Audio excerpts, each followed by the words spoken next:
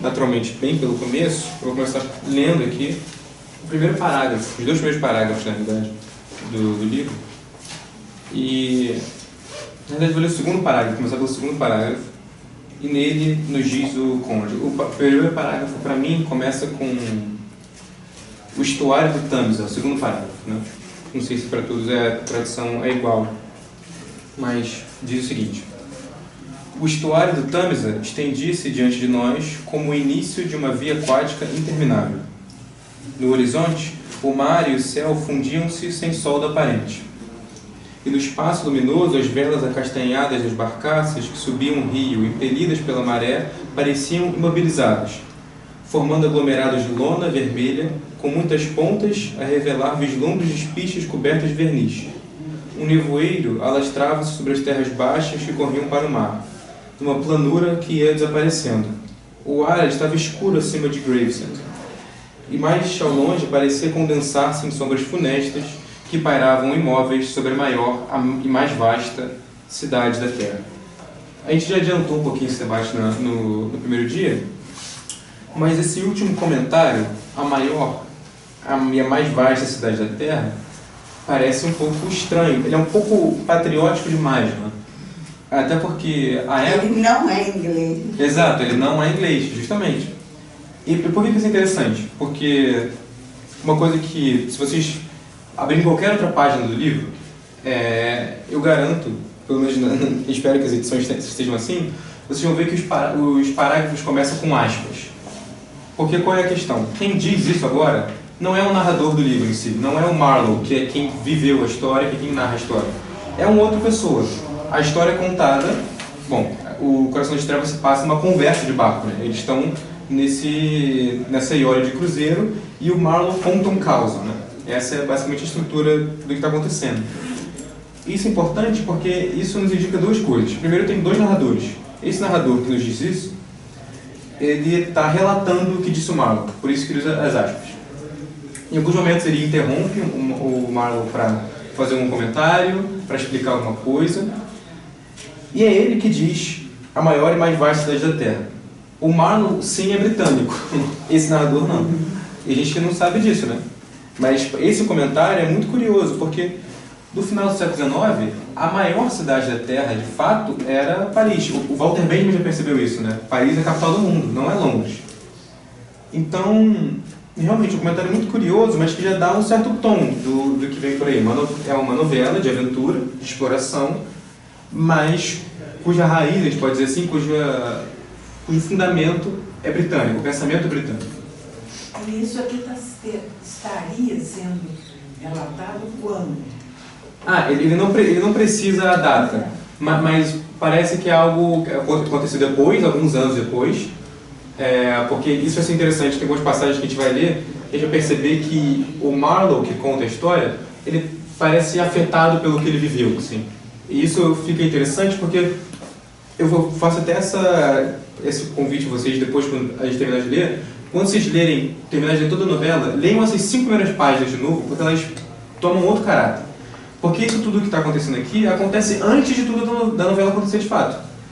Então, acontece depois, perdão, a novela acontece antes disso aqui que está acontecendo agora. Então, não tem a data precisa de quando acontece, mas fica claro que são alguns anos depois, o Marlowe é mais velho, ele já é um senhor, por assim dizer, enquanto ele era um jovem quando aconteceu. Então parece que são anos depois, mas não muito tempo depois. Bom, esse parágrafo seguinte, que começa com o outro parágrafo depois do diretor das companhias, que começa com "Entre nós havia", como eu já disse no momento. Um pouco depois, ele vai ter uma passagem que eu vou ler agora, que essa passagem é interessantíssima para isso que eu acabei de falar, desse aspecto da novela, isso ser algo que acontece antes. O que ele vai dizer, o narrador? Diz o seguinte: o contador já pegara uma caixa de dominós e brincava arquitetonicamente com as peças do jogo. Marlowe sentara-se com as pernas cruzadas bem na popa e encostado no mastro da mazena. Tinha as faces cavadas, a tez amarela, as costas eretas, um aspecto ascético, e com os braços caídos, as palmas das mãos para fora. Lembrava um ídolo. Isso é interessante porque o ídolo já começa a dar um certo tom como é que vão ser as comparações da novela. Quem leu certamente percebeu que as comparações são sempre de ordem divina, sempre isso. Os personagens lembram um anjo, lembram um monstro, nesse caso ele lembra um ídolo. E a ideia de ídolo é interessante, porque ele é um ídolo por algo que ele fez já. Então, claramente, esse Marlon é marcado pelo que aconteceu. Ele é o que é porque ele esteve no Congo, porque ele viveu aquilo, ele viu aquilo. Então, a percepção que eles têm dele é justamente disso, de alguém que viveu. Bom, se alguém quiser... Onde que está esse trechinho? Esse trechinho está, no meu caso, na segunda página. O parágrafo começa com "Entre nós havia", na minha tradução. Algumas páginas depois, algumas linhas depois, tem essa passagem: Marlowe sentar-se com as pernas cruzadas, bem na frente. Bom, eu vou pular agora para, no meu caso, a página 12, e é um parágrafo que começa com: ele era o único entre nós que ainda atendia ao chamado do mar. Perfeito? Acharam esse parágrafo? No final desse parágrafo, nos últimos períodos desse parágrafo, algumas linhas acima do final, eu vou ler o período que começa. Os longos relatos dos homens do mar têm uma simplicidade direta, cujo significado total cabe na casca de meia noite. Mas Marlowe não era típico, excetuando-se sua propensão aos longos relatos, né? Essa ideia de história de marinheiro. Né? E para ele, o significado de um episódio não residia no seu miolo, como um caroço, mas do lado de fora, envolvendo a narrativa que o expõe só como um brilho tênue que provoca um certo ofuscamento, a semelhança de um desses halos de bruma que às vezes se tornam visíveis graças à luz espectral da lua. Isso é interessante, esse comentário parece que o narrador nos diz como ler o livro, né? Ele parece que ele nos diz: olha, não se atentem somente ao que acontece, como é que é exatamente? Ao caroço da noite, não é? Mas a bruma, a como essas coisas, a como isso se desenvolve, né? Porque é interessante, isso até lembra aquilo que a gente leu semana passada, que o Conde ele tinha claramente um método de escrever, né? Ele falava da impressão e coisas do gênero. É interessante que aqui parece que ele dá um alerta ao leitor de como ler sem ser a narrativa, né?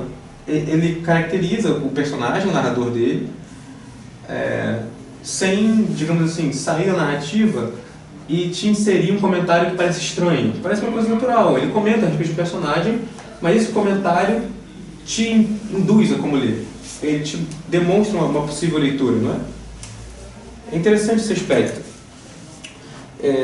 Porque é um comentário que parece que ele faz a respeito do próprio método de escrita e de como o livro deve ser lido. Eu achei interessante destacar isso, porque realmente parece que a gente está tomando uma nota aqui, uma receita de como ler o livro, sabe? Não percebam só o caroço, percebam a caixa, como ele é envolvido. Bom, passando, no meu caso, na página seguinte, a gente tem dois parágrafos, um parágrafo curto, um parágrafo longo, bastante longo, e depois a gente tem um momento em que o Marlowe começa a falar de fato. O parágrafo começa com "vejam bem". O "vejam bem" começa o parágrafo. Tem dois parágrafos. Eu li essa parte, né? Agora tem um parágrafo bem curto com subobservação de parecendo surpreendente. Aí depois, dois depois, né? "Vejam bem". Fiz uma pausa e logo após "vejam bem". Sim, eu acho. Vou ler aqui o parágrafo pra gente. "Vejam bem", recomeçou ele, erguendo um braço a partir do cotovelo com a palma da mão para fora, de maneira que, com as pernas cruzadas à sua frente, assumiu a postura de um Buda, pregando em trajes europeus e sem flor de lótus. "Vejam bem", isso já é o Marlowe dizendo, o narrador que esteve lá, né? "Vejam bem, nenhum de nós se sentiria exatamente assim. A nós, o que salva é a eficiência. A devoção é eficiência", atenção, né? O termo devoção. Mas esses sujeitos, no fim das contas, não eram gente de muito preparo. Não eram colonos. A administração que exerciam, acho eu, era pura extorsão e nada mais. Eram conquistadores. E para isso basta a força bruta. Nada de que alguém possa se vangloriar, pois a sua força não passa de um acidente produzido pela fraqueza dos outros. Eles se apoderavam de tudo o que podiam, sempre que tinham oportunidade. Era simples roubo, assalto à mão armada, latrocínio numa escala grandiosa. E esses homens o praticavam cegamente, como convém a quem investe contra as trevas. A conquista da terra, que antes de mais nada significa tomá-la dos que têm a pele de outra cor ou nariz um pouco mais chato do que o nosso, nunca é uma coisa bonita quando examinamos bem de perto. Só o que redime a conquista é a ideia. Uma ideia por trás de tudo. Não uma impostura sentimental, mas uma ideia. E uma crença altruísta na ideia. Uma coisa que possamos pôr no alto, frente à qual possamos nos curvar e oferecer sacrifícios. Já é bem mais pungente esse parágrafo, né? Alguém tem algum comentário, alguma coisa a falar sobre esse parágrafo? Bem atual. Bem atual, né? Verdade. Bem atual. Porque ele parece que ele já põe todos os problemas que vão vir, estão aqui, né? Os problemas da própria colonização, né? E é por isso que acho interessante a gente pensar sempre num diálogo, né? Entre um livro que a gente pode falar que está na sua época, que tem sua época, né? Tem seus problemas de apresentação, mas que também é crítico, né? Uma crítica inerente quase a todas as grandes obras, né? Elas são contraditórias, elas têm questões que se chocam, né? Realmente é muito interessante essa passagem. Uma coisa que eu queria perguntar para vocês é que agora que a gente leu um relato do Marlowe de fato, vocês acham que isso de ter um narrador, digamos assim, que ambientou a história, que ele contou onde eles estão, apresentou o Marlowe, e ter outro narrador que conta a história de fato, narrativa de fato, vocês acham que esse movimento torna a história mais ou menos verídica para vocês? Vocês compram mais ou menos a história com esse método dele? Bom, quem conta um conto, aumenta um pouco. Fica menos verídica, você acha? É. Só que eu tinha ressaltado isso aqui, que eu faço umas anotações Sim. idiotas aqui, anotando páginas, eu tinha destacado isso. Essa passagem. Essa passagem? Você quer fazer um comentário sobre ele? Não estou observadora hoje. Tá bom. Mas você acha então que fica menos verídico dessa forma? Aparentemente, quando a gente conta uma história que a gente ouviu, a gente está dando a nossa versão, né? Sim. É como se o narrador tivesse ouvido o Marlowe falar e está dando a versão dele, né? Sim, exato. Mas, que ele ouviu. Exato, que ele ouviu. E é interessante, porque tem essa percepção de que não é uma história de fato, né? Você não confia tanto nele, porque é alguém que está narrando. Não só alguém está narrando, alguém contando que alguém narrou. Isso. Mas também tem outro lado, de que ela não é artificial, né? Às vezes você pode ter um narrador que parece surgir do nada e relata uma história que ele parece não ter a menor chance de ter ouvido, né? Falar. É uma coisa artificial, do nada. E parece que dessa forma a narrativa fica um pouco mais natural, por um lado. É natural essa situação de você ter um grupo de marinheiros num barco esperando descer num rio e eles estão conversando. E alguém contou uma coisa. Se torna mais natural a história dessa forma. Mas ela também se torna mais questionável, né? É interessante, porque tem esses dois lados, as duas possíveis leituras. Eu acho mais instigante. Mais instigante. Sim, porque é como se ele estivesse apresentando o narrador real, quem assistiu, quem participou, quem viveu, mas também como se ele estivesse querendo contar através disso alguma coisa, chamando a atenção com a presença do que viveu a situação. Sim. Parece que é uma coisa mais a gente fica mais potente também, né? Exatamente, a gente fica mais curioso, mas o que ele quer apresentar aqui? Por quê? Assim, Sim. E por que ele tem que ter a testemunha do cara que experimentou? Né? Exato, ele poderia simplesmente contar uma história, né? Exato, é interessante. Porque o narrador faz questão de dar voz a quem viveu, né? Exatamente. Ele poderia receber aquela história e narrá-la por si. É interessante também essa percepção.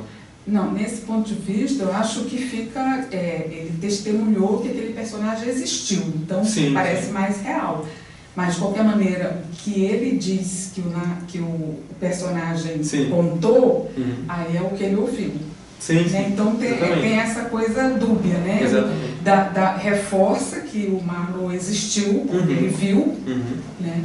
Mas o que ele ouviu é a interpretação dele. Né? Sim, sim. Ele ouviu. Agora isso para a gente, eu fico curiosa por como. Sim. Porque ele fez isso assim e depois os dois narradores, né? Mas assim, o outro vai entrando também, às vezes, no meio. Uhum. Sim, sim, ele interrompe. Por exemplo, nesse caso aqui, logo acima desse Vejam Bem, ele diz, fez uma pausa, né? Ele diz que o Marlon pausou antes de contar aquilo. Ele vai se intrometendo algumas vezes. Às vezes ele explica umas passagens, né? Mas eu achei genial ter dois narradores. Eu achei, do ponto de vista do Conrad, eu achei assim fantástico, instigante. É um movimento, por exemplo, que a gente tem na literatura brasileira, que o Machado de Assis faz com o Dom Casmurro. Quem conta a história do Dom Casmurro, o Capitu não fala nada. A grande personagem que provoca todas as questões ainda provoca até hoje. E provoca até hoje, não tem voz no romance. Sempre que Capitu fala alguma coisa, é ele dizendo o que ela disse, né? Bentinho dizendo o que o Capitu disse. Nunca é Capitu com suas próprias palavras. Né? É outra coisa interessante, é outra forma de instigar. Né? Mas vamos lá, gente. Agora eu vou passar, talvez fique mais difícil de achar, porque eu vou pular algumas páginas para mim. No meu caso, na minha edição, eu vou estar na página 19, não sei como é que vai estar para vocês, mas em um parágrafo que começa com uma rua estreita e deserta, toda na sombra. Algumas páginas depois. Eu não sei. 4 páginas para mim depois. Uma rua estreita e deserta, toda na sombra.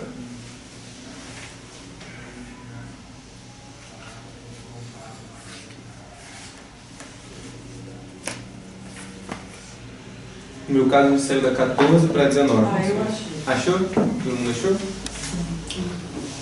Bom, o parágrafo começa assim, mas eu vou ler uma passagem que está um pouco mais abaixo no meio desse parágrafo. O parágrafo é bem longo, né? Então, a passagem que eu vou ler diz o seguinte: dei-lhe meu nome e olhei em volta. Mesa de pinho no meio, cadeiras simples encostadas nas paredes, numa das extremidades um grande mapa, lustroso exibindo todas as cores do arco-íris. Havia uma vasta extensão de vermelho, o que é bom de se ver a qualquer momento, porque indica que estão trabalhando de verdade naqueles lugares. Um bocado de azul, um pouco de verde, pequenas manchas de laranja e na costa oriental uma extensão comprida de púrpura, para mostrar onde os alegres pioneiros do progresso tomavam alegremente a boa cerveja clara. No entanto, não era para nenhum deles que eu ia. A minha meta era o amarelo, bem no centro. E lá estava o rio, fascinante, mortífero, lembrando uma serpente. Bom, aqui ele diz aonde a narrativa vai acontecer, né? Ele está, nesse momento, o Marlowe está contando que ele vai receber a sua missão ainda, né? Ele foi ao Congo, ele está, se não me engano, o diretor de companhias, o nome específico da função lá como ele está conversando. Esse diretor vai passar, vai dizer onde ele tem que ir, o que ele vai fazer. Mas eu achei interessante a maneira com que ele caracteriza esse rio, né? Bom, para começar, antes de falar isso, eu lembro o que a gente deu na última segunda, que o Conrad dizia que tinha um fascínio por mapas desde criança, né? E, bom, aí aqui já tem uma possível fricção assim, entre o narrador fictício e o autor, né? Mas isso talvez seja tão interessante para a gente. O interessante é ele caracterizar o rio como fascinante, mortífero, lembrando uma serpente. Porque a todo momento a gente percebe que o narrador está sempre em confronto com o espaço, né? O grande confronto dele é com o lugar também. Não só com os nativos, porque frequentemente ele tem uma espécie de misericórdia por eles, o confronto do narrador, o que ele sente com o rio, com o vazio, com o imensa escuridão. É uma frequente... Esses termos são frequentes na novela. Imensa escuridão, amplidão, esse tipo de coisa. Mas eu destaquei esse termo especialmente para a gente saber aonde vai passar a novela. Vai passar durante o rio, ele está subindo o rio do Congo, esse rio que ele chama de Serpente. Agora, novamente, nós vamos algumas páginas à frente. Nós vamos para... No meu caso, a gente vai pular 4 páginas. O parágrafo que eu vou ler começa com zarpei no vapor francês. É assim que começa o meu parágrafo. Como é que é? Zarpei no vapor francês. No meu caso, são 4 páginas depois. Não sei como é que estão com vocês. Tá. Aqui na minha tradução está partindo. Partir no vapor francês. Ah, também? Será que é a tradução de vocês? Acho que não é a mesma. Não é? Eu acho que quem traduz... Cada um tá com uma. É porque senão alguém podia fazer dizer outra página, né? Ficar com 2 representantes de página. Mas vamos lá. Diz o seguinte, essa passagem. Zarpei no vapor francês, que parou em todos os malditos portos do caminho com a única finalidade, até onde pude perceber, de lá desembarcar militares e funcionários aduaneiros. E eu observava a costa. Observar um trecho de costa, enquanto ele se desenrola a passagem do navio, é como procurar a solução de um enigma. Ele está ali, bem à sua frente, sorrindo, de senho franzido, desafiante, grandioso, maldoso, insípido ou selvagem, e sempre em silêncio, com o ar de quem sussurra, venha descobrir. Bom, o primeiro que eu gostaria de falar, que é interessante falar que ele zarpou no vapor francês, porque quando o Conrad foi a Bélgica, o Congo belga, de fato, ele foi num vapor francês. Ele foi num navio chamado Ville de Maceió, e é homenagem ao Maceió do Brasil mesmo, o francês, porque Maceió, na época, era um porto relativamente conhecido na França, e foi uma homenagem a Maceió. Mas é interessante como ele novamente, ele caracteriza, ele personifica o espaço. Ele diz, o trecho de costa, sorrindo, de senho franzido, desafiante, grandioso, maldoso, insípido ou selvagem, e sempre em silêncio, com o ar de quem sussurra, venha descobrir. Novamente, o embate dele parece ser com o espaço também. Ele não está só lidando com uma pessoa, com a ideia da civilização. Frequentemente é o embate dele também. A gente viu algumas passagens atrás, quando ele fala de que não mais que colonos, eles eram assaltantes à mão armada, e o que importa é a ideia. Então, a gente até agora tem 2 confrontos desse narrador. Ele se confronta com a ideia de civilização e a ideia da colonização frente ao que ele vê, de fato. E outro confronto é com o espaço, a grandiosidade do espaço. Bom, isso tem um caráter mais simples, que é interessante, que é uma literatura de aventura, né? É instigante você ver um espaço, ele desbravando o espaço. Mas quando você confronta essa literatura de aventura, que tem esse espaço grandioso, instigante, com o horror do que ele está vendo, ela perde esse caráter de aventura clássico que a gente imagina, como alguém que vai desbravar, porque o Marlowe não é o Vasco da Gama dos Lusíadas, que vence, que desbrava o mar e vence. Ele vê o espaço, ele frequentemente é desafiado por ele, frequentemente ele não está vencendo o espaço, não necessariamente vence o espaço, ele sempre vê uma tragédia diante dele. Ele não vê o ambiente que ele vai conquistar. Não é uma narrativa de conquista, essa que é a parte interessante. Justamente o contrário, é uma narrativa de tragédia, de alguém que vê aquilo como se fosse, ele se vê menor do que aquilo tudo. Essa é a questão interessante. Por exemplo, lembrar das Lusíadas, que é o nosso exemplo da língua portuguesa, o Vasco da Gama vai cruzar o cabo das Tormentas, que vem a ser o cabo da Boa Esperança, e ele se confronta com o gigante da Mastor, que diz a ele que ele não pode passar. Ele ganha, ele vence, afinal de contas. O Vasco da Gama vence o ambiente, vence o espaço. Ele vence aquilo que sempre foi. O narrador do Marlowe, ele está na mesma situação de desbravar, mas ele perde. Essa que é a aspecto interessante.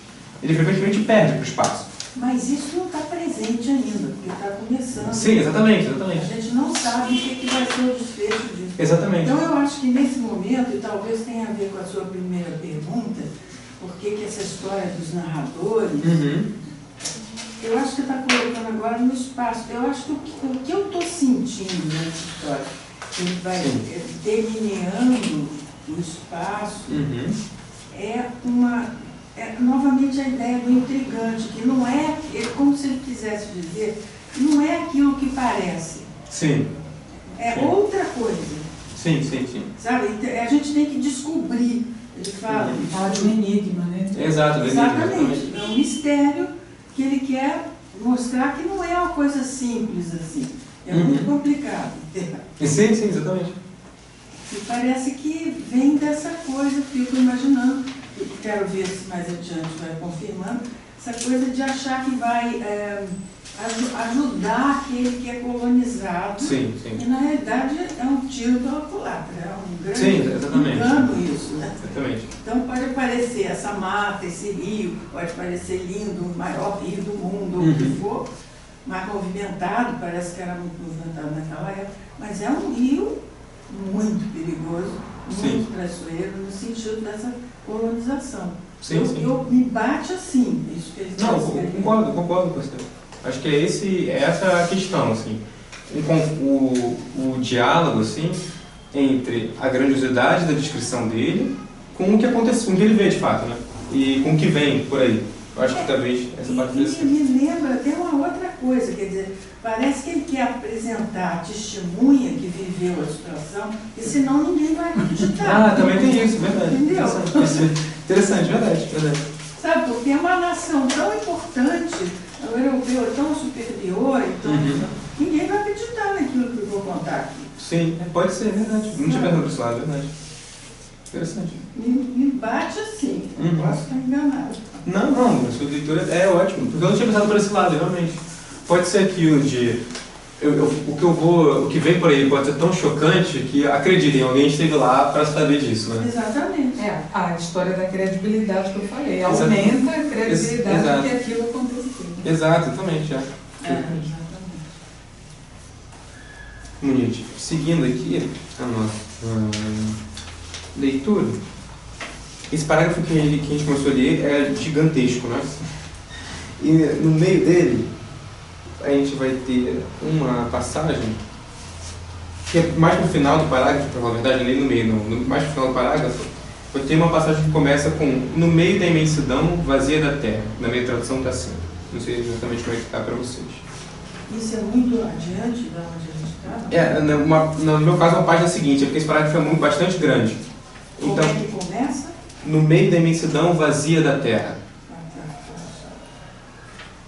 É no mesmo parágrafo, mas o parágrafo é bastante longo, né?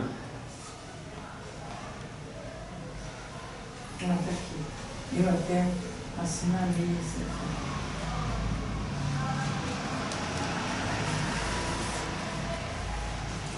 Bom, eu posso conseguir achar? Eu começo no meio da... É porque esse parágrafo é muito longo, então ele vai acontecer nas últimas 10 linhas desse parágrafo, eu acho. Mais ou menos, por aí.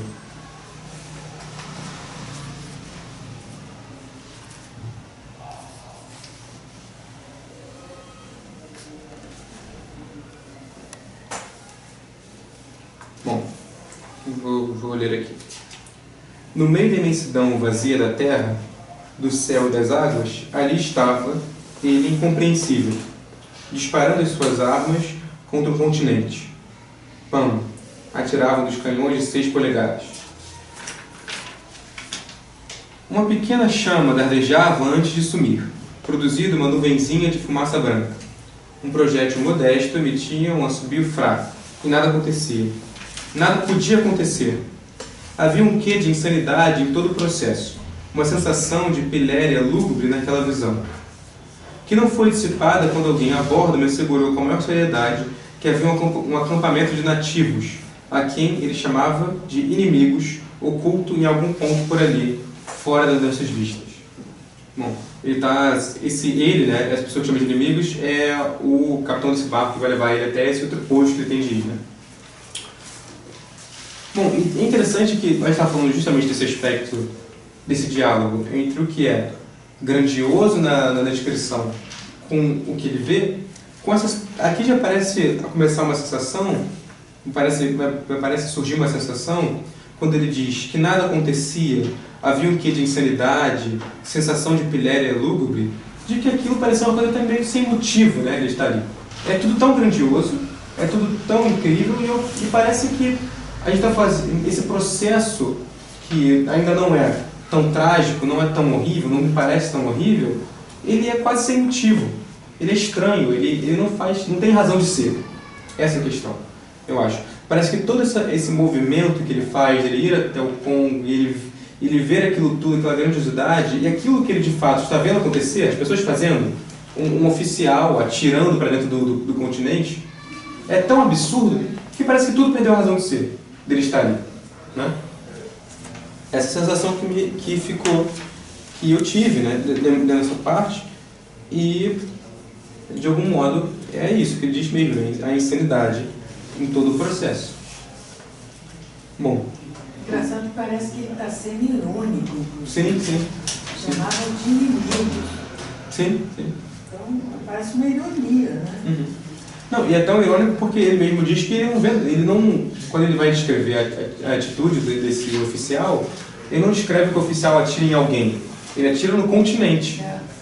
Isso é interessante que frequentemente o narrador não vai discernir os congoleses. Ele vai dizer numa espécie de massa geral, que parece que tem dois... Bom, acho que talvez alguns outros passagens sejam mais interessantes para a gente debater isso, mas está justamente nessa clave da ironia, do absurdo, né? É uma coisa meio absurda de se descrever. Atirar contra o continente inteiro não faz o menor sentido, né? Mas justamente essa ironia do... parece que a ideia de inimigo é exatamente para justificar esse ataque absurdo. Exatamente.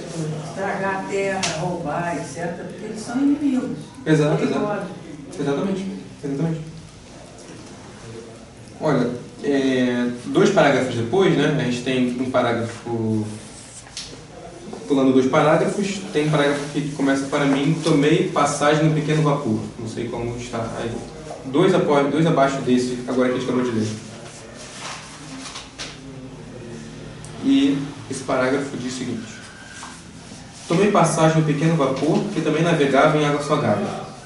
Seu comandante era um sueco que, ao saber que eu era no mar, convidou-me para o passadiço. Era um homem jovem, magro, claro e tristonho, com cabelos escorridos e um passo arrastado. Assim que deixamos o cais acanhado e miserável, ele indicou a costa com um gesto de cabeça cheio de desprezo. Estavam morando aí? Perguntou. Eu respondi que sim. Uma gente tanto, esse pessoal do governo, não é mesmo? Continuou ele, falando inglês com a grande precisão que considerava armadura. É engraçado ver o que algumas pessoas aceitam fazer por uns poucos francos ao mês. Eu me pergunto o que acontece com essa gente quando envereda pelo interior. Eu lhe disse que esperava descobrir dele há pouco tempo. Ora, exclamou ele, e saiu arrastando os pés de um lado para o outro, com um olho vigilante sempre adiante do barco. Não tenho tanta certeza, prosseguiu. Outro dia transportei um homem que se enforcou no meio do caminho. Era sueco, como eu. Enforcou-se? Mas por que, meu Deus? Gritei. Ele continuou olhando atento para a frente. Quem sabe? O sol foi demais para ele. Ou o país, talvez.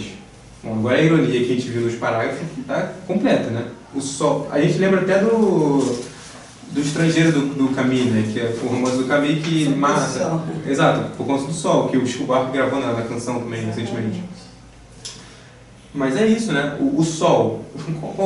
Como pode o sol descer demais, né? Não é o horror. E isso é interessante. Parece que... a gente começa a perceber isso agora. Que o Marlowe parece ter uma sensação, às vezes, na descrição dele, de que as outras figuras que ele encontra, aquele oficial francês que recentemente nós vimos, esse sueco agora comandante, eles não conseguem conceber o que está acontecendo ali. Né? Parece um misto de ou ironia, mascarando o que ele de fato vê, ou eles não conseguem, eles são tão europeus, por assim dizer, que eles não conseguem perceber o terror que está acontecendo aqui. E isso dá ainda mais, torna mais trágica ainda a narrativa, né? Porque somente ele vê aquilo. Os outros tratam aquilo com uma naturalidade como essa, como foi o sol. O sol são nossas atividades aqui. Tudo na mesma natureza, né? Bom, alguém tem comentário? Não?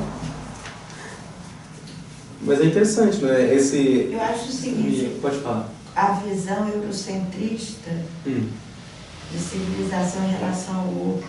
Sim. Ao desconhecido, como é desconhecido, é inferior. Exato, exatamente. Exato. Isso é incrível esse livro. E é interessante como isso se manifesta num comentário irônico, né? A respeito do outro europeu, né? O outro europeu faz um comentário breve, que parece pouco interessante, ele tem uma conversa no momento que ele está subindo a narrativa. Subindo não é um momento, digamos assim, decisivo da narrativa, mas ali já aparece uma coisa que define o imaginário, o pensamento de um grupo, né? Bom, seguindo, outro pulo grande agora, no meu caso, eu vou pular da página 27, onde estava isso para mim, para a página 30, né? Não sei como para vocês. O parágrafo começa com: havia formas negras acocoradas. Assim começa o parágrafo para mim. Vamos lá. Vou mais para vocês.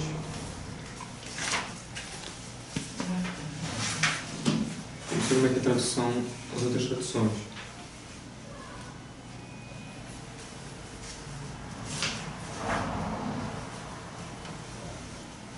Então, isso é muito diferente. Como é a sua tradução? Começa para... Nem consigo achar. Não conseguiu Está achar? escrito na minha assim: vultos negros agachavam-se. Vulto, olha só. Deitavam-se e sentavam-se entre as árvores, encostados nos troncos e grudados no chão, meio visíveis, meio ocultos na penumbra, em todas as atitudes de dor, abandono e desespero. Sim, o meu dá um pouco diferente, mas Mas o sentido... sim, o sentido se mantém, o sentido se mantém. Achei. Formas negras se agachar. Viu? Bom, vou ler aqui.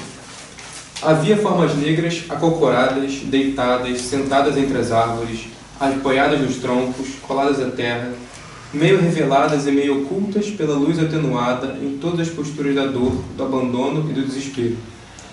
Outra carga subterrânea explodiu na encosta, seguida de um ligeiro estremecimento do solo debaixo dos meus pés. A obra prosseguia, e era naquele local que alguns auxiliares se tinham refugiado para morrer. Lê o parágrafo seguinte também. Estavam morrendo aos poucos, era muito claro. Não eram inimigos, não eram criminosos, não eram mais coisa alguma que fosse terreno. Nada mais que sombras negras da doença e da fome, jazendo de cambulhada na penumbra verde, trazidos de todos os recantos da costa, com toda a legalidade dos contratos temporários perdidos em terreno hostil. Alimentados com comida estranha, adoeciam, tornavam-se ineficientes e finalmente lhes permitiam que se arrastassem até ali para o descanso. Aquelas formas moribundas eram livres como o ar, e quase igualmente insubstanciais. Isso lembra os índios aqui, né? Eles traziam até roupas e coisas para eles se contaminarem de doenças dos índios, morrerem. Sim. Mesma coisa. Mas essa passagem é bem forte, né? Bom, a gente viu uma diferente de traduções, mas se mantém a mesma carga em todos, né? Ele começar, em uma tradução foi vultos, mas nas outras foram formas negras, né? Novamente, a dificuldade de nomear, o narrador tem dificuldade de nomear com pessoas, de fato, e a gente fica num misto. Ou o narrador tem a dificuldade, por exemplo, um pensamento mais negativo a respeito dele, ele não as vê como pessoas de fato, como ele viu o sueco ou o francês antes, ou ele não vê dessa forma, ou para causar essa impressão de horror, ele atenua a humanidade dessas pessoas e chama de forma e frequentemente fala por comparações, não de fato as nomeia, né? Porque também tem isso, elas não têm nome, elas não têm a mesma subjetividade dos outros. O outro era um francês, o outro era um sueco, agora são formas negras, trazidas de todos os lados da costa. Eles não têm identidade, não têm gentílicas, não vêm de nenhum lugar específico, não têm nome, elas estão nessa situação em específico, e ele já começa a perceber, o narrador começa a perceber não são inimigos, não eram criminosos, não eram mais coisa alguma que fosse terreno. Ou seja, já se atenuou tanto o caráter humano deles de que eles eram paisagem, em alguma medida, na percepção dele. Eles constituíam a paisagem que ele vê. Tanto que, quando ele descreve ou ele compara com o ambiente. Ou seja, elas estavam sentadas entre as árvores, apoiadas nos troncos, coladas à terra, na minha tradução. E isso tudo é o quê? É você descrever a pessoa como um componente do ambiente. Claro, inclusive aqui está pior ainda, porque amontoadas confusamente na penumbra esverdeada. Quer dizer, é um bolo de gente que não tem nem forma. Exatamente, não tem nem forma. Exato. E é isso, é um bolo de gente sem forma que ele descreve árvores, troncos, terra, gente com a mesma... É aquilo, né? Aquilo, exatamente. Aquilo.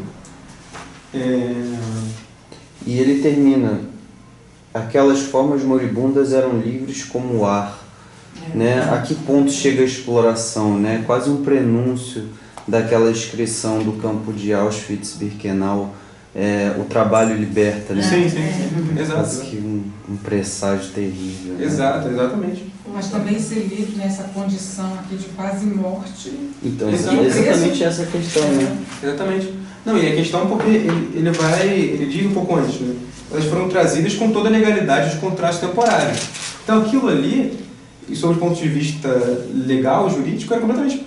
Estava tudo ok ali. Tudo certo. O único problema era a humanidade, né? Era o único problema. Eles dizem assim, eles adoeciam, tornavam-se ineficientes. Esse era o preço da liberdade deles, né? Sim, exatamente. E então lhes era permitido rastejar até ali descansar. Sim. É muito irônico, né? É muito irônico, é muito irônico. Para morrer. Não, e a lei é feita para justificar essa... Sim. Exatamente. Essas formas livres moribundas eram livres como o ar e tão transparentes quanto ele. Exato. Tão transparente, né? Ou no caso, uma tradução, igualmente substanciais, elas podem não ser percebidas, essa é a questão. Elas são imperceptíveis, no limite, elas compõem o ambiente, elas têm o seu grau de eficiência, mas elas são imperceptíveis da forma que outras pessoas são. Não é? É uma denúncia às avessas, assim, né? Uma descrição que denuncia, claramente. E que começa, Leonardo, lá quando você destacou aquela passagem na página 15, que fala da ideia, só o que redime a conquista é a ideia, né? Sim. E é quase como se os europeus, nesse sentido, fossem tão ou mais idólatras do que aqueles nativos africanos, né? Quer dizer, idolatria por idolatria, de certo modo, tem um tipo de idolatria que é justamente a do imperialismo, assim, que não fica restrita a uma terra. Sim. Né? Então, exato, você idolatra a ideia da civilização, digamos assim. Exato. E nesse caso, a idolatria, isso é interessante, porque isso se confronta com uma questão de você tem um diálogo entre um concreto material e a ideia, o imaginário. Parece que o Conde está, em alguma medida, fazendo uma alusão a essa idolatria justamente do imaginário. Você idolatra tanto a ideia, o pensamento, a racionalidade, Isso. que o que é concreto, que está o tangível, a pessoa que está na sua frente já se perdeu. Há tanta retórica, há tanto contrato, tanta legalidade, tanto debate que é de ordem do imaginário, do racional, que o concreto, o que está na sua frente, já se perdeu. Você não tem mais essa noção, né? Uma questão candente na época, né? Na Europa da época, assim, os preços, as vidas humanas se tem que pagar em nome do progresso, ou da modernização, ou da conquista e tudo mais. Porque né? a gente bem maior, assim. A gente está pensando nesse momento justamente do século XIX, quando você... E se a gente for pensar na própria justificativa dessa colonização, né? Que é um momento de você...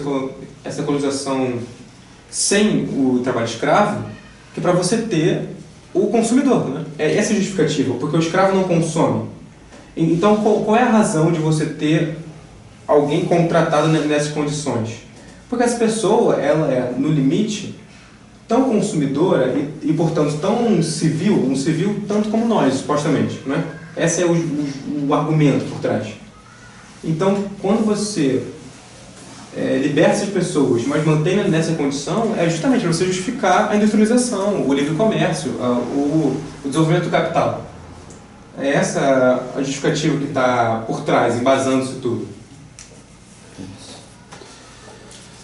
Bom, gente, no caso, 2 páginas depois, a gente leu essa aqui na 30, no meu caso, 33, tem um parágrafo que começa com: um dia ele observou sem erguer a cabeça. No meu caso, 30 para 33. Certo dia. Mas conseguiram achar? Esse parágrafo começa assim também. Bom, e está escrito: um dia ele observou sem erguer a cabeça. No interior, o senhor deverá encontrar o Sr. Kurtz. Quando lhe perguntei quem era o Sr. Kurtz, ele respondeu que era um agente de primeira classe. E ao ver meu desapontamento com essa informação, acrescentou lentamente, pousando a pena: é um homem realmente notável. Novas perguntas o estimularam a dizer que o Sr. Kurtz era o atual responsável por um posto de troca muito importante em plena terra do marfim. O marfim é uma coisa importantíssima para a novela, tá? A gente vai falar disso algumas vezes. Alguns outros trechos do marfim vão ser citados. No ponto mais profundo: manda tanto marfim para cá quanto todos os outros juntos. Recomeçou a escrever. O doente passava mal demais para sequer emitir um gemido. As moscas zumbiam numa grande página. Bom, aqui tem a primeira menção da personagem, uma personagem muito importante para a narrativa, que é o Kurtz, que só ainda vai demorar a aparecer, mas que já é mencionado, justifica ele estar ali, né? E ele, novamente, ele apresenta o marfim, que vai ser a idolatria do caso, né? O que justificativa tudo o que vai acontecer é o comércio do marfim. Eles estão lá pelo marfim, né? Não um mal específico que tem sua missão, que nós veremos logo mais, mas, de forma geral, o grande motivo daquilo, ainda que exista, e essa questão, que o marfim ele é a concretude do que põe em xeque a ideia da civilização. Por que isso? A civilização, o argumento da missão civilizatória, como a gente leu aquela carta do Leopoldo II no dia anterior, e a gente viu ele falando da ideia, né? A ideia de você ir lá civilizar e educar e levar aquele povo, ela é posta em xeque quando o marfim, que é um objeto, se torna a questão mais central de toda aquela empresa colonial que circulava da extração e do comércio de marfim. E isso é interessante porque justamente estava falando desse embate entre o que é concreto, o que acontece nas vias de fato, e o que está no plano retórico, no plano imaginário. O Conde aqui ele elege um objeto que põe em xeque todo esse que centraliza todo esse debate, sintetiza tudo isso. O marfim ele sintetiza, ele é o objeto concreto que põe em xeque esse argumento civilizatório. É o objetivo, né? É o objetivo, mas é o objetivo principal. E interessante Exato. Porque ele diz aqui no parágrafo, rapidamente ele diz tudo, porque o Kurtz é uma pessoa notável. Sim. Em relação a esse marfim, porque ele envia mais marfim do que todos os outros juntos. Pronto, definiu tudo. Exatamente. E é interessante porque nisso já está em xeque tudo que a gente vem debatendo até aqui está sintetizado num diálogo, né? Você tem um personagem que vai até o Congo pensando na ideia da civilização, da missão civilizatória, e ele chega lá e se dá de conta com um objeto. Esse embate, digamos assim, entre o material e o imaginário, e entre a ideia da civilização e o marfim. Já tá na novela, não é? Isso que a gente vem debatendo. Bom. Um pouco também no Brasil, era o pau-brasil, né? Exatamente. E tinha aquela ideia de civilizar né, os indígenas, não sei o quê, mas isso daí era uma coisa bem abstrata e o pau-brasil bem concreto. Exatamente, é o abstrato e o concreto. Tanto que no final das contas a gente ficou como os brasileiros, né? Os comerciantes do pau-brasil, não outra coisa. Exatamente. Bom, eu tinha destacado esse trecho aqui, mas acho que talvez não seja... Não, talvez... Essa aqui é interessante, sim.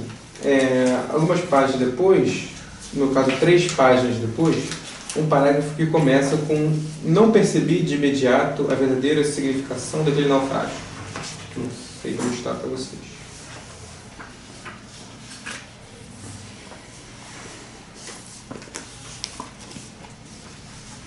No caso, são 3 páginas, sai da 33 para 36, né? São 3 páginas depois para mim. Como é que começa?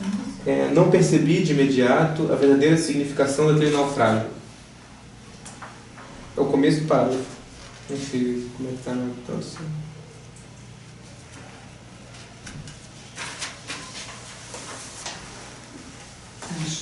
Acharam? 3 páginas. Não conseguiu achar? Eu consegui. Conseguiu? No meu caso, eu não percebi. Como é que está na tradução de vocês? Talvez ajude para... Eu não consegui, eu não entendi o significado dela. Eu não entendi. Para mim começa: em um primeiro momento, não compreendi muito bem qual o verdadeiro significado daquele naufrágio. Alguma dessas coisas você te ajudou a achar? No caso, são 3 páginas. Eu não entendi. Eu não entendi, não percebi nesse primeiro momento. Pode ficar diferente a tradução. Mas continua. Posso ler? Tudo bem. Essa parte é interessante. Essa parte, o interessante não é exatamente o conteúdo em si, mas diz o livro. É o 5º parágrafo depois desse que ele... Pois é. Isso contar... Na minha tradução é na página 47. É? Olha lá na frente. Eu estava perdido. 33? Na minha é 36. 36. A minha é 47. Bom, ela deu uma boa dica, né? São 5 parágrafos depois do que ele comentou. E como é que é o anterior? O anterior que nem há muita coisa que vale a pena, no meu caso. É um parágrafo bastante longo. Muito longo, um parágrafo bem grande, depois vem esse. É um livro esse parágrafo. No meu caso, são 3 páginas de parágrafo. É isso que eu estou achando. Na verdade, 4 parágrafos antes. Seria o 5º. Achei o parágrafo grande. Então é depois desse. Depois desse eu já a tradução. De início não percebi. Exatamente. Bom, diz aqui: não percebi de imediato a verdadeira significação daquele naufrágio. Acho que entendo agora, mas não tenho certeza nenhuma. Não há dúvida de que foi uma ocorrência estúpida demais, pensando bem, para ter sido totalmente natural. Ainda assim, mas àquela altura o caso só me foi apresentado como um maldito contratempo. Bom, esse contratempo em si não é o que interessa pra gente, mas percebam que isso que a gente falou lá atrás, do Marlon contar uma história que já aconteceu, aqui ele está duvidando do que está contando, não é? Olha só o que ele diz: acho que entendo agora, mas não tenho certeza nenhuma. Se teve ou não. Exato. Ele primeiro... Sim. Exato, a dúvida é muito parecido com o Dom Casmurro, né? Que conta a história bem depois, ele mesmo diz que era uma pessoa ciumenta, que tinha seus problemas de confiança. Mas nesse caso, ele está deixando claro que ele não tem certeza plena se foi assim que aconteceu. E isso a gente pode pensar a maneira como ele descreve, qual é a escolha de termos que ele usa, como ele compara as situações. Isso tudo não são comparações na hora, que acontecem na hora. As comparações, como ele descreve, são ele pensando, lembrando daquilo. Ou seja, ele já está narrando a história depois de ter meditado bastante sobre aquilo, né? Reflexões, depois de ter refletido sobre. E durante a reflexão, porque ele tem dúvidas. Exatamente. E isso dá um outro caráter, porque é muito diferente você narrar o que está acontecendo agora do que aquilo que aconteceu há muito tempo atrás, que evidentemente, pelo que ele está falando aqui, foi uma coisa central na sua vida da qual você pensou bastante. E você ainda está pensando, pelo jeito. Eu destaquei esse parágrafo só para a gente voltar a isso e lembrar dessa parte, né, de que ele não está cumprindo a certeza de tudo o que está acontecendo aqui. É porque, na verdade, tudo é muito distorcido, né? Sim. Como é apresentado. E a pessoa, como você até falou, no início não percebe. E aí vai acreditando naquilo, vendo os caras lá, uma massa, uma penumbra, não sei o quê. Aí vai repetindo, tanto que você vai começar a desconfiar daquilo que você está pensando, você está entendendo. Pode ser diferente. Exato, exatamente. E ele próprio desconfia também, né? Ele deixa sua desconfiança clara. Parece que é tão bizarro É isso que eu estava pensando. que não... Será que é verdade esse negócio? Uhum. Sim, exatamente, exatamente. Não tenho certeza de se foi de verdade, né? E é uma coisa também de...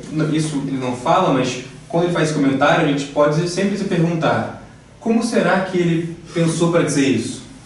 Como no caso do que descreve as formas negras, qual será que foi o pensamento dele para dizer aquilo?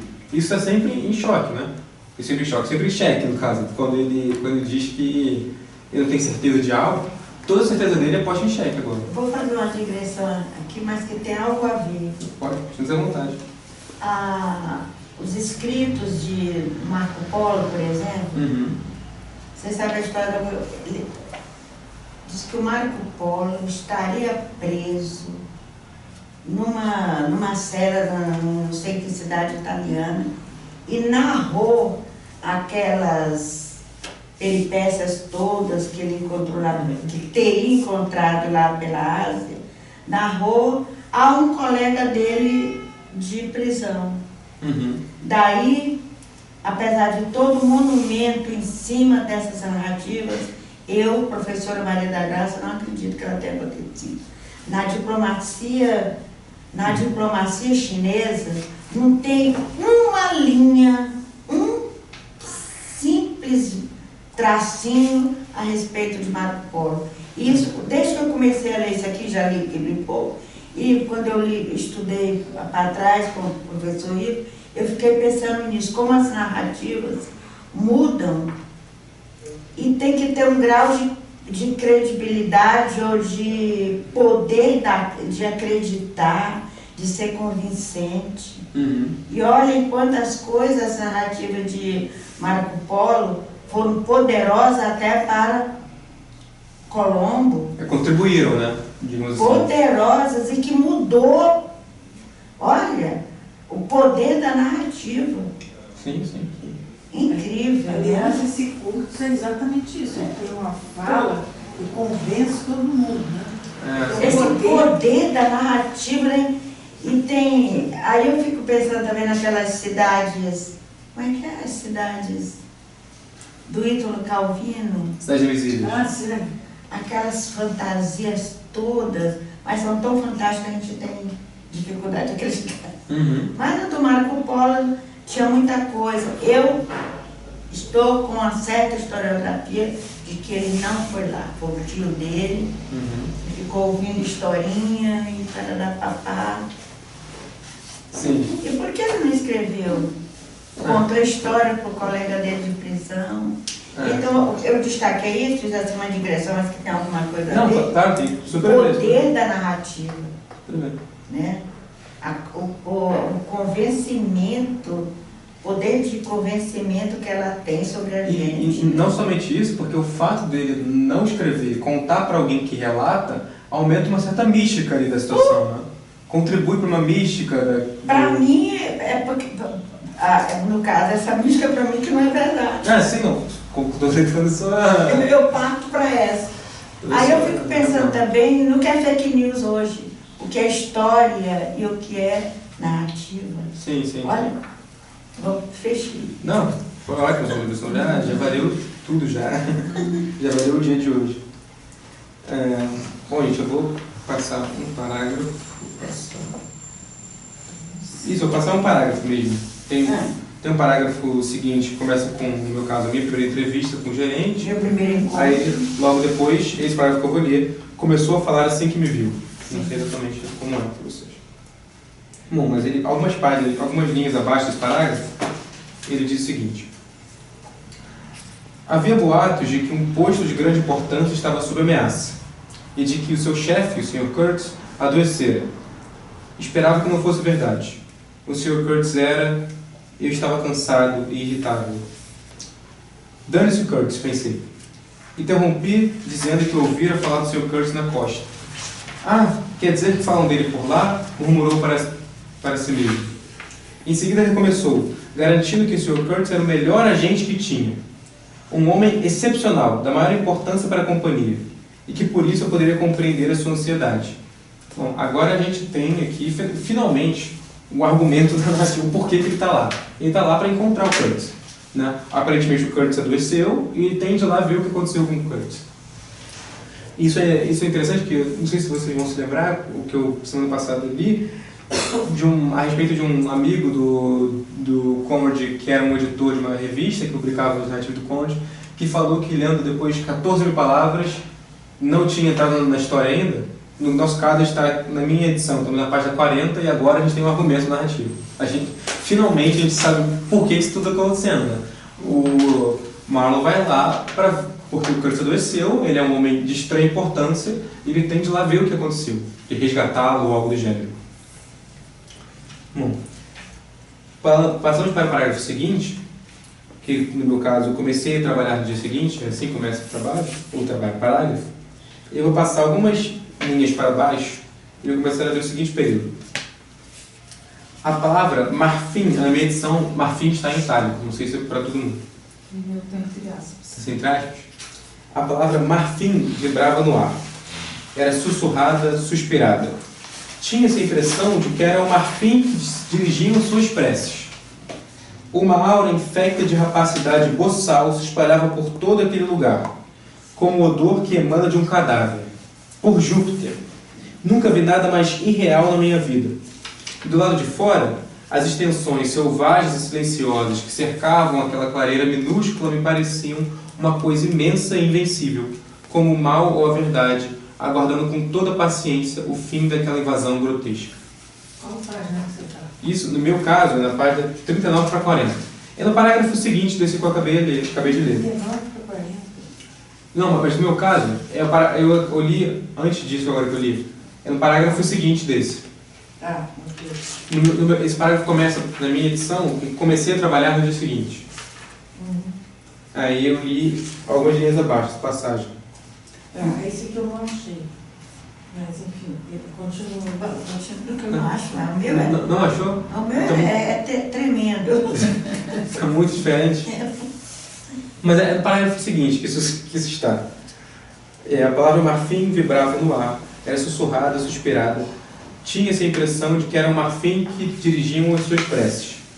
Uma aura infecta de rapacidade boçal se espalhava por todo aquele lugar, como o odor que emana de um cadáver. Por Júpiter, nunca vi nada mais irreal na minha vida. Achei. E do lado de fora, olha só, as extensões selvagens e silenciosas que cercavam aquela clareira minúscula me pareciam uma coisa invencível, uma coisa imensa e invencível, como o mal ou a verdade, aguardando com toda paciência o fim daquela invasão grotesca. Bom, e aqui ele deixa claro, né? Se a gente estava tendo um debate, um diálogo entre o material e o racional, entre o contrato e o que ele vê de fato, agora ele já colocou o marfim no centro absoluto. Dirigiam suas preces ao marfim. A idolatria é o marfim, é o comércio, é o lucro. Esse é o assunto, esse é o motivo de fato de estar ali. A ideia de civilização, a ideia de educação era uma grande prerrogativa para isso tudo. E o interessante é que o que me é interessante particularmente é que o narrador ele faz isso de uma maneira muito natural, assim, aos poucos, né? Ele, primeiro o marfim é mencionado, depois outra pessoa menciona, e o Kurtz é um personagem muito importante por ele entregar muito marfim, até o momento em que ele percebe que o marfim era o motivo de tudo aquilo acontecer. Não era a civilização, não era a iluminação dos povos, não era nada. O marfim era que justificava aquilo tudo. Era exploração, era o lucro, justamente. Bom, gente, uma coisa, eu agora, nas minhas páginas seguintes, tem algumas páginas que para mim são absolutamente decisivas, que a gente poderia ler todas, assim, mas algumas páginas, várias páginas, assim, direto. Que no meu caso, eu diria que da página 43 até a página 46, já tem coisa que a gente poderia ler tudo aqui. Mas, como seria difícil de fazer isso, eu teria que ler várias páginas, várias passagens que são umas seguidas das outras, eu acho melhor fazer o seguinte, vocês me digam o que vocês acham. Eu acho que eu posso ler essas passagens várias aqui, e depois a gente comenta elas de fato, sem a gente achar cada uma delas, porque são algumas depois das outras e todas têm muito a ver, eu gostaria de encadeá-las todas de uma vez só. Então eu vou ler 6 passagens aqui de forma direta, aí eu já pergunto a vocês o que vocês acham. Você vai pular algum parágrafo? Não. Não, eu vou pular alguns parágrafos, exatamente por isso. Porque uma está no mesmo parágrafo e depois outra é uma seguida da outra, aí eu fico um pouco complexo. Eu vou dizer onde eu vou começar. Eu vou dizer onde eu vou começar. Eu vou começar, no meu caso, num parágrafo que começa com ele soprou bruscamente a vela, na minha página 43. Não sei para vocês. Que é, a gente estava antes aqui, são 5 parágrafos depois da última coisa que eu li. A gente tem 2 parágrafos seguintes, tem um parágrafo bem longo logo depois. Depois desse parágrafo bastante longo, 1, 2, 3, eu vou ler agora a 4 parágrafo a partir disso. Bom, eu vou ler as passagens e eu pergunto a vocês algum comentário, porque eu vou falar bastante coisa, vou ler bastante coisa agora. Vamos lá. Ele soprou bruscamente a vela e saímos. A lua tinha raiado. Silhuetas negras vagavam de um lado para o outro, desalentadas, derramando água no braseiro de onde provia um chiado sibilante. O vapor se elevava à luz da lua. O negro espancado gemia em algum lugar. Quanto barulho faz esse animal? Disse o homem infatigável com seus bigodes, aparecendo perto de nós. Pois é bem feito. Erro, castigo, lá, sem dó nem piedade. Passar para outra passagem. Deixei que ele prosseguisse. Aquele Mefistóteles de papel machê. Me pareceu que, caso quisesse, poderia trespassá-lo com um indicador sem encontrar substância alguma, além de uma certa sujeira solta, talvez. Ele, estou lhes dizendo, tinha planos de se tornar gerente adjunto com o tempo, sob o comando do homem atual. E percebi que a chegada daquele Kurtz atrapalhara os dois, e bastante. Passando de adiante. Como é que começa esse agora? Esse agora começa com deixei que ele prosseguisse, aquele Mefistóteles. Tá. Okay? À frente nesse mesmo parágrafo. Perguntei-me se devia ver como um apelo ou como uma ameaça o aparente silêncio da imensidão que nos contemplava. O que éramos nós que tínhamos ido parar ali? Seríamos capazes de dar conta daquela coisa muda ou era ela que acabaria conosco? E senti como era imensa, diabolicamente imensa, e aquela coisa que nada dizia e talvez fosse surda também. O que conteria? Eu vi um pouco do marfim que vinha de lá, e ouvira dizer que era a residência do Sr. Kurtz. Já escutaram muita coisa sobre ele também, sabe Deus. E, no entanto, de algum modo, nada do que me diziam evocava uma imagem, não mais do que se me contassem que lá vivia um anjo ou um monstro. Eu vou pular um pouco mais adiante nesse mesmo parágrafo, algumas linhas abaixo, quando diz o narrador. Existe um ranço de morte, um laivo de imortalidade na mentira, que é exatamente o que eu odeio e detesto no mundo, o que procuro esquecer. Seguindo, no final desse parágrafo que eu acabei de ler, eu vou ler esse o começo do próximo parágrafo, diz o seguinte. Será que entendem a história? Será que conseguem ver alguma coisa? A mim, parece que estou tentando contar-lhes um sonho. Em vão. Porque nenhum relato de sonho sabe transmitir a sensação do sonho. Aquele amálgama de absurdo, surpresa e admiração no tremor de quem se debate. Aquela impressão de ter sido capturado pelo inacreditável, que é a própria essência dos sonhos. Ficou calado por algum tempo, diz o outro narrador, né? Ele diz como Marlowe ficou. E Marlowe segue. Não, é impossível. É impossível transmitir a sensação vívida de qualquer momento dado de nossa existência. Aquilo que constitui sua verdade, o seu sentido, a sua essência sutil e penetrante. É impossível. Vivemos como sonhamos, sozinhos. Fez uma nova pausa, como se refletisse, e então acrescentou. Claro que nisso vocês podem ver mais do que eu via na ocasião. Venha a mim, a quem vocês conhecem. A escuridão se aprofundara tanto que nós, os ouvintes, Mal conseguíamos nos entrever. Por algum tempo já ele, sentado à parte, transformara-se apenas numa voz para nós outros. Ninguém dizia nada.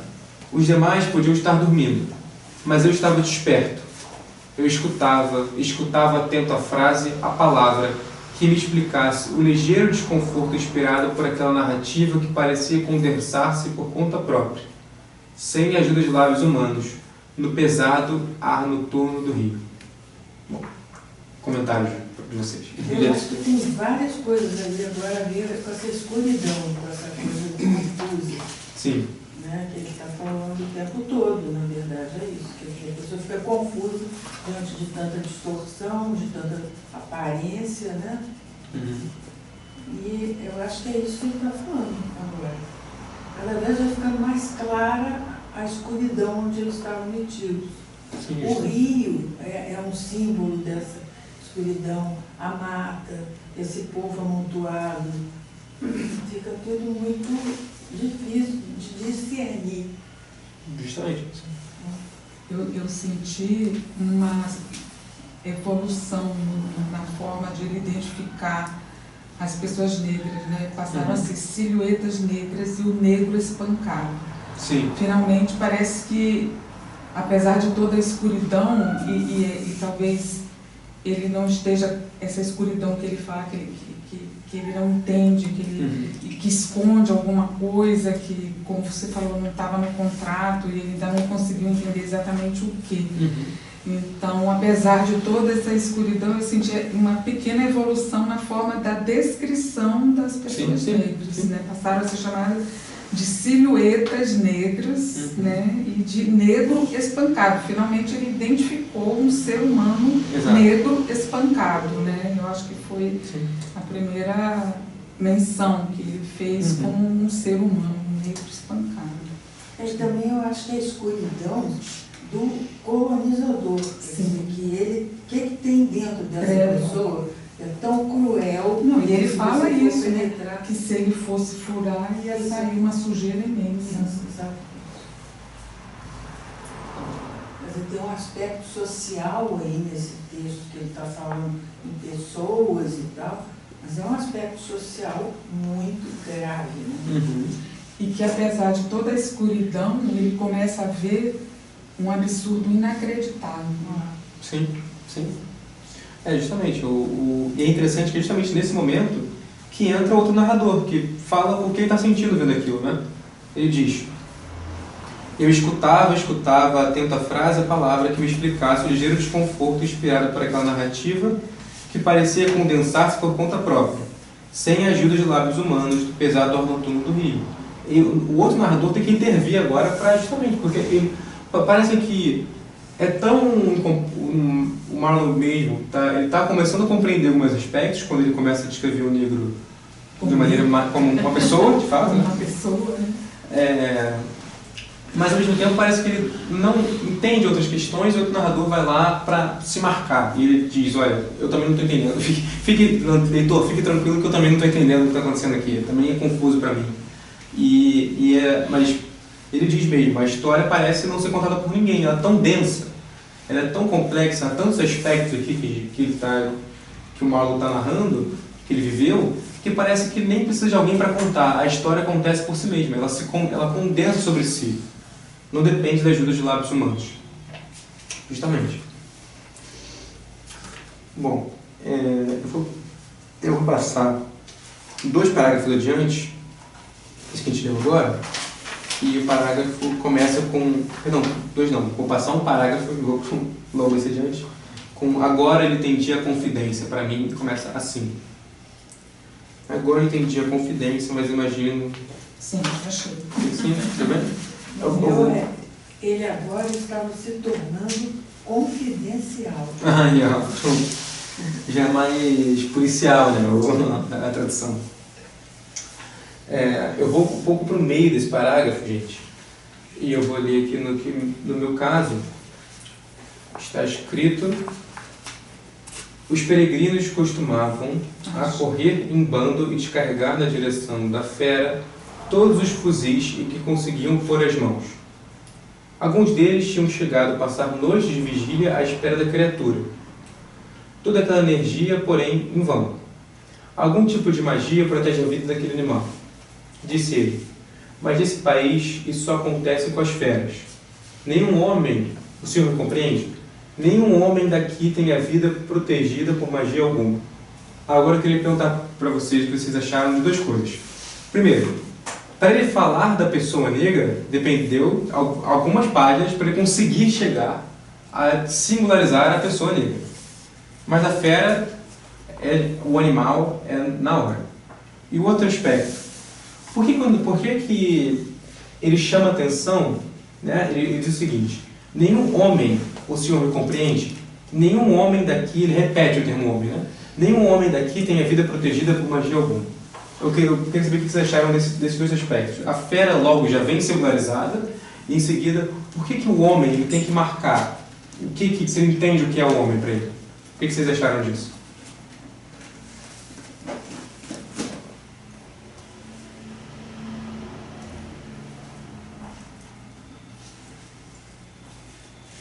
Porque parece que ele está agora jogando com uma outra dualidade, né? Entre o homem e o animal.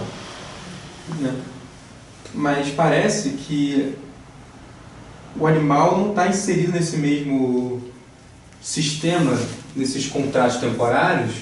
Né? O animal está um pouco à parte daquilo. O animal não é marcado pela eficiência dele, como é o negro. Então, é interessante, eu diria dessa forma, é interessante como o narrador parece destacar o animal de maneira que ele não destaca o negro, porque o animal não está inserido na mesma lógica do lucro. A sua prece não é a prece ao marfim, digamos assim, né? Como é a prece dos homens. E quando ele chama atenção aos homens, ele diz, nenhum homem, o senhor me compreende, nenhum homem daqui tem vida protegida por magia alguma, parece que está justamente colocando em xeque. Assim. Ele não toma partido aqui, na minha percepção, eu não conseguiria dizer para qual lado ele vai, esse personagem, que conversa com o Marlowe, mas ele tem uma fricção, tem uma questão aqui no que é o homem para ele, que não é protegido por magia alguma. Né? Quem é esse homem que não é protegido por magia alguma? É o negro que está sendo explorado ou é o homem branco que está sujeito à fera, tudo isso? Né? Ou os dois, nenhum dos dois tem magia nessa situação. Essa é a questão que eu acho que está em jogo aqui nesse passagem, sabe? Mas eu não sei por que ele está perguntando isso, onde que ele quer chegar. Dá a impressão que ele quer chegar em algum lugar com isso. Aqui no meu é corpo fechado. Não tem corpo fechado, é assim? Entendi. Então eu não estou vendo onde que ele quer chegar. De quem que tem o corpo fechado e quem que não tem. Exatamente. Mas parece que quando ele continua, parece que isso fica pelo caminho, esse comentário. Né? Exato, porque eu acho que a questão é justamente essa. Qual é o homem quem é homem nessa situação? Qual é o homem digno desse termo, né, digamos assim? O europeu. Pois é, pode ser, né? É a leitura que nos parece mais... Por isso que eu fiquei pensando onde ele quer chegar. Porque talvez ele esteja falando da necessidade de fazer racionalmente tantos planos, tantas regras, tantas coisas, para o domínio de algo que não tem corpo fechado para aquilo. É possível. É possível também. Onde que ele quer chegar? Quer dizer, de repente ele quer justificar essa coisa toda perversa em termos de leis e de tudo mais. Porque não tem nada de, vamos dizer assim, é tudo racional, não tem nada de instintivo, de uma defesa, de uma necessidade de sobrevivência. Não tem imediatamente isso, é uma vontade de realmente dominar e roubar, vamos dizer, o que ele acha importante que os outros têm. Eu concordo também. Eu acho que o livro, essa passagem, assim, e a gente vai ver que a nossa parte está quase acabando já, essa passagem, ela não nos dá ela dá mais uma questão, digamos assim, não uma resposta. Acho que não tem uma resposta imediata para isso. Acho que essa questão vai passar pelo livro inteiro, e agora que essas questões já estão mais densas, né? Que já passamos por algumas passagens que isso ficou mais denso, a gente foi lançada essa questão novamente, né? Quem é o homem e o porquê disso está acontecendo? Bom, gente, eu acho que o nosso Já são 6h30 agora. Então vamos ler o último parágrafo dessa parte. E aí você não tem erro, o último parágrafo da parte. É difícil da gente conseguir entender, por exemplo, o Leopoldo lá, o rei. Sim. A cabeça de uma pessoa assim. Né? É difícil de entender. Exato. Não, assim, é uma questão assim de humanidade, afinal das contas. Né? Um ser humano, tão humano quanto nós, supostamente, é capaz de fazer isso, né? Exatamente. Isso é chocante. É chocante. Já estão demolindo derrubando as estátuas do Leopoldo lá. Lá na Bélgica teve gente. Sim. Certamente. Agora, atualmente? Foi outro dia, há pouco tempo. É mesmo? Foi naquela época que mataram, que começaram a demolir, derrubar umas estátuas também nos Estados Unidos. Né? Aí também na Bélgica também aproveitaram e derrubaram lá do Aqui no Brasil derrubaram de Bandeirantes, Deixaram do Borba Gato. Do Borba Gato, foi o Paulo Galo, né? É Paulo Galo? Que é. Rafael Galo, não? Rafael Galo? Rafael Galo. Alguma coisa Galo. Não sei, né? Talvez. Mas vamos lá, gente, para o último parágrafo, então, para a gente encerrar hoje. Aí não tem erro de achar, né? É o último parágrafo dessa primeira parte. Vamos lá. Eu desistira de me preocupar com os rebites. A capacidade que temos para esse tipo de loucura é mais limitada do que se imagina. Eu disse, que se dane, e deixei que as coisas seguissem o seu curso. Interessante, né? Quando a gente estava a todo tempo pensando para onde ele quer chegar, né? Ele deixa seguir o seu curso. Tinha tempo de sobra para meditar. E em intervalos dedicava alguns pensamentos a Kurtz. Não me interessava muito por ele. Não. Ainda assim, estava curioso de ver se aquele homem, que viera até ali equipado com algum tipo de ideia moral, conseguiria, de fato, chegar até o cargo mais alto e como haveria de trabalhar a partir de então. Aí já coloca a próxima questão, né? De como é que vai ser possível o encontro dele com o Kurtz. Terrível. Terrível, né? O resumo de hoje é terrível. A gente pode trocar